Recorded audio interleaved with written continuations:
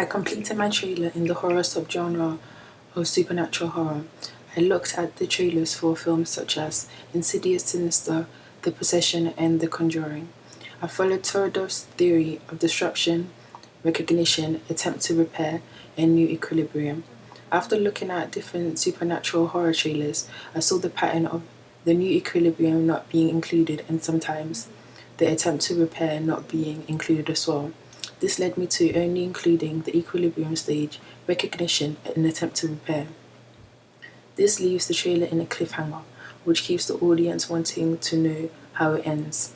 This is a common convention of all film trailers, not only supernatural horrors. Looking through the trailer, looking through trailers like Insidious and Sinister, it shows supernatural horror films have a short equilibrium stage, which is evident in those trailers.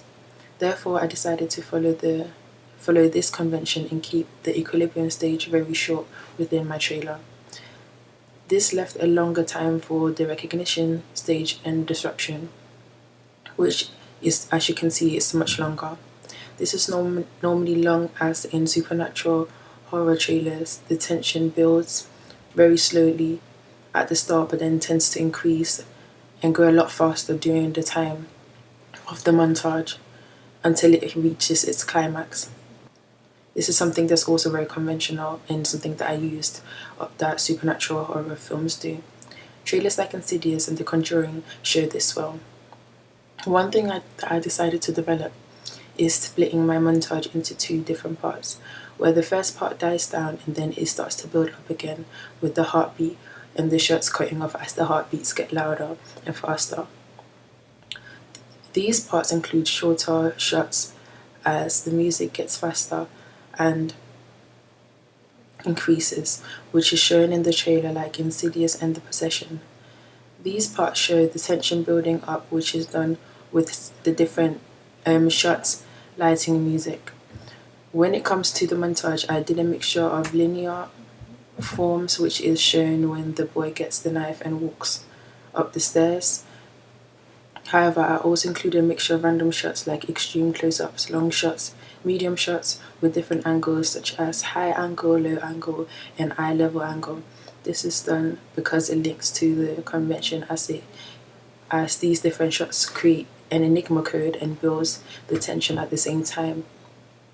For example, if a shot is shown of someone with a knife and then the audience would then automatically think that someone is dying or there's violence in the film. Trailers such as The Conjuring and The Possession, Orphan, Insidious, and Sinister all do this.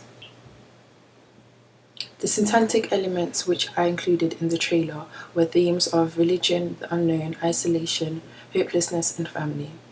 The theme of religion is something which is recognized by people as an association with supernatural horror. However, it isn't a common convention, as when looking through trailers, I didn't find many which included it. I found many who also did include it. So this included films such as The Exorcist and Rosemary's Baby. However, I wanted to follow this convention even though not all of the trailers did, which I did through the contraptional sound of a prayer towards the end of the montage, which then in the end shows the pastor praying over the possessed boy. Similar shots of people being prayed over are included in a lot of films such as The Conjuring, however not in the trailer. But this shows that religion is something which is a big part of supernatural horror films, but may not always be included in the trailer, but will be included in the film. The unknown theme is the idea that the audience and characters don't know what's in the house, why it's in the house, and when it came. This is the reason the demon is never shown until the end. This is the most conventional one of them all, as this is what makes a horror trailer a supernatural horror. So this is included in any horror trailer and can be seen in times where the characters are confused, or someone is possessed, or something is moved by something unknown. The trailer Insidious shows this when the mother hears a sound and looks up, and that shows that she heard a sound from an unknown person or an unknown spirit, and then she she looked up but she didn't see anything. So that shows the idea of the unknown being surrounded in a supernatural horror trailer. So one of the places where this is shown in my trailer is when the box moves by itself. During these times of the unknown being displayed in the trailers, sound plays a big part of executing this effect as well as editing, as you need the correct timing with the sound and editing in order for it all to work effectively. The theme of isolation is something which is intentional and is something which I use. This is included in supernatural horror films, as most of the films are only filmed inside a house and not outside, which is especially when shown in the trailers. I followed this convention as there was no shots outside and all of my shots were done inside. However, there was outside communications with the pastor and when one of the female characters were on the phone. However, none of the characters directly went outside or left the house. So this shows how the demon trapped them inside the house and how isolated they are from society. The theme of hopelessness is shown through the times when you see the characters panic or begging for help. According to my textual analysis of trailers like Insidious and Sinister, secondary research shows that traditional nuclear families are dominant in supernatural horror films. I developed this convention by including a non-traditional family of an older sister looking after her little brother as the mother has passed away with the help of her friends. This is very relevant to today as the nuclear family is now less dominant and the idea of friends becoming family and the definition of family has become more diverse, which has allowed me to challenge the traditional nuclear family, which is the conventional thing in supernatural horrors. You see, there's some evidence of other supernatural horror films going against the idea of a mom and a dad with their biological kids, which films such as Mama, which includes a couple with two non-biological children, and trailers such as Ouija, which is a group of friends. The semantic element which I followed was the idea of the characters wearing simple and dark clothing so that the focus can be on the narrative.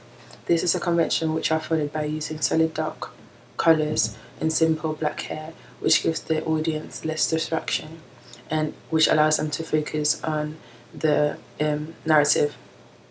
This will increase the chance of them getting scared, and trailers such as The Conjuring, Insidious, The Possession and Sinister all do this. A lot of the colours which I use include dark browns, blacks, dark reds as well, and dark blues and a lot of checkered clothing, which is included in Insidious a lot. So I've kind of followed these conventions. I noticed props which caused the possession in the trailer had variety between them. For example, in Sinister it was tapes in the attics. For Ouija it was the Ouija board, and for Chucky it was the Chucky door. This shows that there isn't a specific product, therefore I chose to use a music box to be what possessed the little boy. This relates to the enigma theme, which is very important for supernatural horror films. So this is a convention which I followed by including a prop. The location which the trailer was filmed in is very conventional, as is normally filmed in a house, which is a convention which I used. Another narrative convention which I used is the families moving into a new house, like in the Conjuring trailer and Sinister. I showed this in the establishing shot and the contrapuntal voiceovers revealing that they just moved in. This was a convention which I used, as in the Sinister trailer I seen a similar sequence